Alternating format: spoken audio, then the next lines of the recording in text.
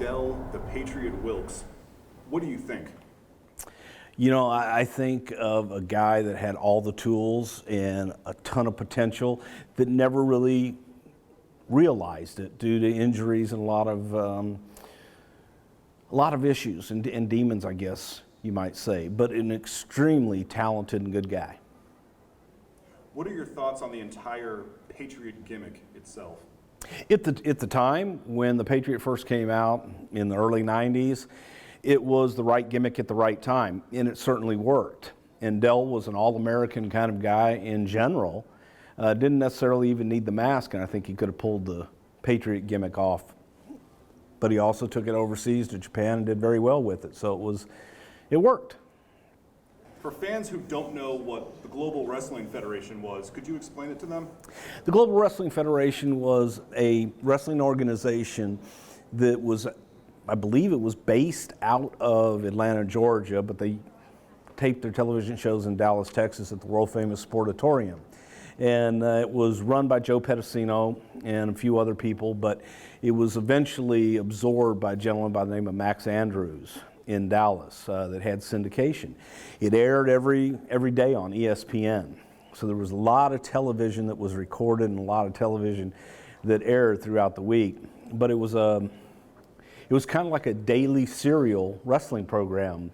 In other words, I mean, it was pretty simple. Do you think? Do you need to let anyone in? Okay.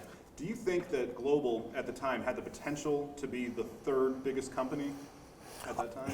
Without a doubt. Global definitely had the potential to become a player when they first debuted because they had the power of ESPN. They had a great time slot every single day at 3:30 in the afternoon. You got kids coming home from school. You've got a great talent roster, and they were utilizing talent that had been at the WWF or WCW prior to that had national exposure before, but they utilized that talent to expose a lot of guys that had never had national exposure. And it was just a different avenue, and it was a different approach. Instead of weekly television, you had daily television. And they got a lot of exposure, and they were able to program it kind of like a serial in the old days. And it was an interesting concept that could have worked. And I'm just going to change this. How did you get involved with Global at the time?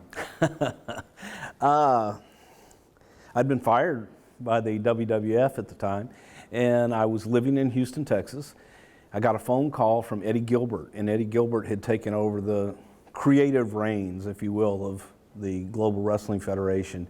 And Eddie and I go way back to the Mid-South wrestling days with Bill Watts, and Eddie and I were always good friends.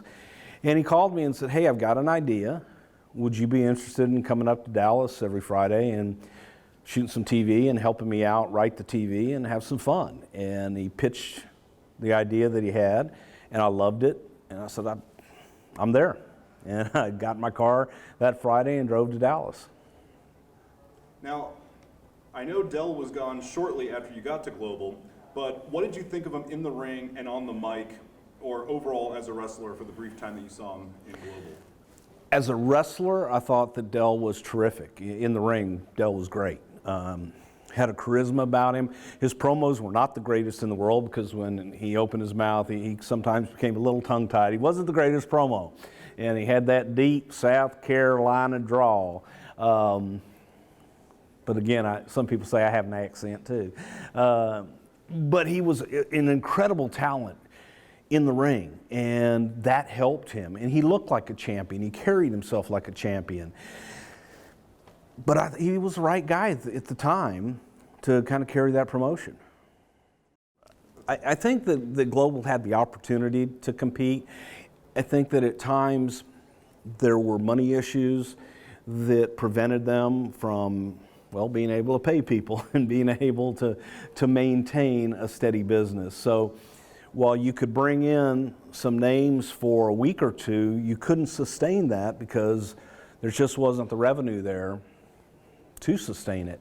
And in the end, it began to be a lot of repetition and a lot of sameness that it just didn't work after a while. When they first started, they had a concept of bringing in a lot of stars and bringing in a lot of people that had notoriety in other places and utilizing them and putting it together in a unique way.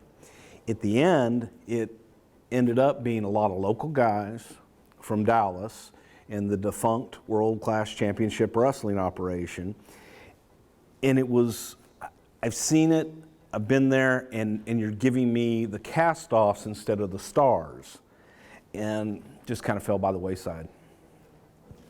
Absolutely. And now this is from Dell himself. Dell said that he believes that you called him to come work for the WWF at the time. Do you know if that's the case, or how that went down, if that's true? Yeah, I mean, it is true. I did call Dell to come to work for the WWF at the time. I had worked with him at Global, and he, again, was a terrific hand in the ring. He had the size, he had the look, and actually when I first pitched Dell to Vince, I pitched him without the mask. But at the time, we had Bret, who was doing the Pro Canada thing, and we kind of had an antagonist to a Patriot type character.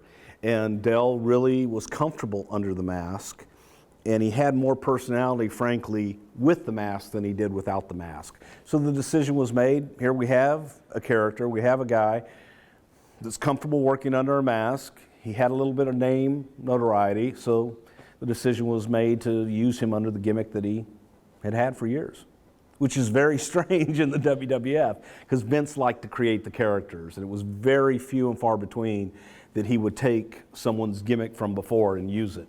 So that was unique in a way, that Vince would almost sign off on that to bring him in, since he didn't actually create the character. Yeah, it was very unique for Vince to take someone's character from the outside, not tweak it, not put his fingerprints on it. So that Dell was definitely an exception to the rule. And this is basically a follow-up question. You nailed it right there. This is from Dell. He said that Vince at the time in '97 wasn't sure that a masked wrestler could become a favorite of the fans. How do you think the Patriot gimmick got over with the fan base in 1997? I really think that the reason that the Patriot character got over so well was because as a pro-America gimmick, we had a very strong antagonist in Bret Hart in the pro-Canada gimmick with Bret. It wasn't a gimmick with Bret. Bret was very pro-Canada, and it was an unbelievable dynamic.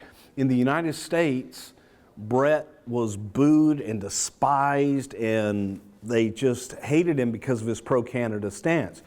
You go across the border to Canada, and it was completely, it was like the bizarro world. And Bret was cheered and everything about him, and the pro-American characters were booed vehemently by the Canadian audience. Now again, Canada and the US aren't at war, never have been, but it was that patriotism of US versus Canada and this Canadian pride that they had, and Dell, being the patriot, red, white, and blue, was easy to love in the United States, battling the evil Canadian, and easy to boo in Canada, fighting the God bless Canada. If you remember the debut for the Patriot in the WWF, there really wasn't a lot of build-up. There weren't a lot of vignettes or promotional material for the Patriot. Do you remember why that was, or were there any other reasons why he debuted that way? I think that it was simply a matter of that Vince felt that Dell as a performer was going to get over in the ring, and it was an opportunity to say, okay, let's put somebody out here cold. We can then build him while he's having his matches in the ring. It was just a different way. For so many characters at the time, you did the vignettes, you did the preamble. It was something different. It was something different to say, hey, here's this guy, debut him, and then build him from there. Just a different approach was all it was. I think that sums it up. And around this time, Bret Hart was loved in Canada, but he was hated in the U.S. Why do you think that was? Simple as Bret Hart was a Canadian hero, by God. And if you don't believe me, just ask him. And Bret embraced being a Canadian hero so much that the American audience kind of regurgitated that. They're like, well, you love Canada so much, stay there. What people didn't know is Bret was a dual citizen. Bret was also a U.S. citizen and a Canadian citizen because his mother was from the U.S. So, Bret had an equal love for both, but he really took pride in that Canadian heritage. What dynamic, and let me just change this camera shot here, what dynamic did that add to the Bret Hart situation at the time, having the Patriot involved? What did he add to it? Well, simply by having a guy dressed in red, white, and blue, calling himself the Patriot, I mean, it's a natural. I mean, you don't really have to do much work to create that rivalry, USA, Canada. And from Bret's point of view, Bret was a proud Canadian hero, and here the guy representing the United States of America, the Patriot, is hiding his face under a mask. So it's easy for Bret to get behind that and hate him. From Dell's perspective, what we try to say is under the mask, Dell represented all of America. He represented everyone that was a U.S. citizen. Fair enough. Yeah. Okay. Were there any plans, to your knowledge, to possibly make the Patriot the WWF World Champion, or was he just basically in a transitional feud with Bret Hart? Well, it's funny when you look at talent. This was a very simple question that I used to have to ask myself often when you're talking about bringing someone in or doing something with a potential talent. And if I'm trying to describe it or trying to sell them to a Vince McMahon per se, he would look at me oftentimes and say, can you see this person in the main event at WrestleMania? If you can visualize the talent you want to go after and you can visualize them main eventing WrestleMania, then yeah, they're worth the investment. If you look at them and go, well, you know what, man, they're a hell of a hand, they'd be great in the middle of the card, there's dozens upon hundreds and hundreds of guys that are great in the middle of the card. So Dell was one of those guys, yeah, I definitely could have seen Dell in the main event at WrestleMania, whether he was a champion or a challenger, but definitely a top hand. Now, Dell says that he did not think Bret was too thrilled to work with him due to issues backstage. And then it goes on to ask, how was the relationship between Bret Hart and Shawn Michaels in 1997 at the time that Bret Hart had his feud with the Patriot? Well, I don't think that at the time that the relationship between Bret and Shawn was all that great, and it may have put Bret in a bit of a sour mood. But I don't really recall any issues between Bret and Dell. So there was never any issue with him working? They had a pretty good relationship? Not any that I can ever recall. Okay. How was Bret's relationship with Vince around this time period, around 97? It's funny, based on history. I always thought that Vince and Bret always had a great relationship. They really did, until how Bret was going to leave in Montreal. They always had a great relationship.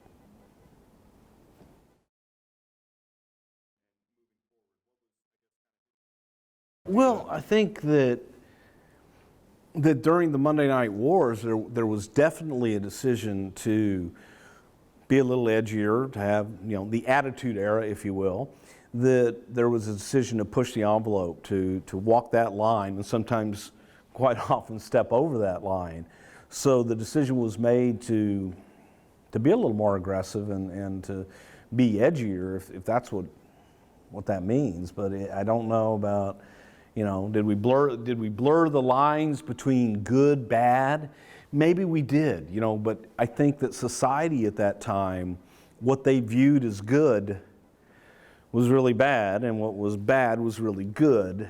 You had an anti-hero in Stone Cold Steve Austin at the time, and here was, again, in my viewpoint, especially at that time in the Attitude Era, hell, I would have made the Patriot the biggest heel in the company, because he was so damn pure and red, white, and blue, and apple pie, and baseball, and the most boring sport in the world. But, it was a different time.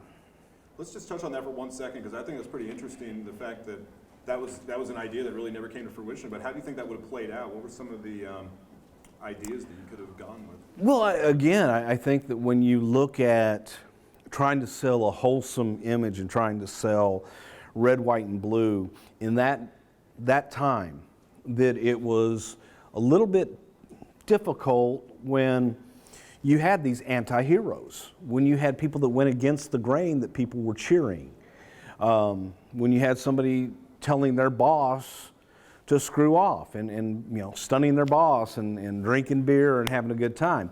But when you look at America at the time, people like to sit back, have a few drinks, and who wouldn't want to tell their boss to shove it up their ass? So it was, society itself was changing. So it was just kind of an attitude error. It was just a way to mirror society. And how did you personally feel about that direction and that shift, the change in the attitude, so to speak? Well, I think that it was something that had to happen because, again, when you go out and you truly listen to the audience, they'll tell you if they're buying something or they're not buying something. And it's no different than the Hulkamania run in the early 90s when they didn't want to say their prayers or take their vitamins or train every day. And after so many years of regurgitating that, they started just going, I don't want to do that. I don't believe in that. I'm not going to buy that. So after a while, I think anything will get old. So you've got to change it. You've got to adapt to the times. And it's just it's a necessity of the business. It's a necessity of entertainment. What was socially correct, socially correct, my God, or politically correct, that word wasn't a phrase. It wasn't anything, till 10 years ago. The hell's politically correct? Who cares? We lost our freedom of speech. We lost the ability to express ourselves. And I don't know where it's going to end. I'm with you, and just saying that, how do you think Dell's character, how did he fit in with that change? Was it, because he wasn't there for much longer, I don't believe, after 97. No, he wasn't, but I don't think it was his character. That wasn't the reason why he wasn't there anymore. It was more injuries and other issues that, for the reasons that he left. I don't think it was character driven. However, if his character had stayed and he did remain on the roster, it would have been extremely easy for him to extol the virtues of what's right and tell you what he thinks should be right in America, and very easy to say, go screw yourself. It would have been, to me, it would have been a very easy character to turn. It would have been easy money for you. Oh, yes, without a doubt. And, how do you, so I guess there's only a couple here left. And that's basically just reiterating what you said. How do you think the Patriots' run would have gone if the injuries didn't end his career? Again, I think I would have definitely turned the Patriot heel and had a hell of a run out of him until he realized the error of his ways and embraced what the states were giving him at the time. How will you remember Dell, and how will wrestling history remember Dell as the Patriot? I think for the most part, people are going to remember Dell in a positive way because the image itself was a very positive image of the Patriot. And when you look at, internationally, especially in Japan and different places that Dell made an impact, I think they'll remember him fondly. There really wasn't any publicly negative connotation attached to him. So I think for the most part, they're going to remember him in a positive light. Very good. And this is the last one. Mm-hmm. And basically very simple. Is there anything that you remember from your time with Dell? Are there any stories that stick out, or is there anything you'd like to share about your time with the Patriot? No, not really. I enjoyed working with Dell, and other than coming in and nailing him in the back of the head with the global championship and the look I got as he turned around going like, fuck! No, not really. I mean, Dell was a good guy. I had a lot of fun with him.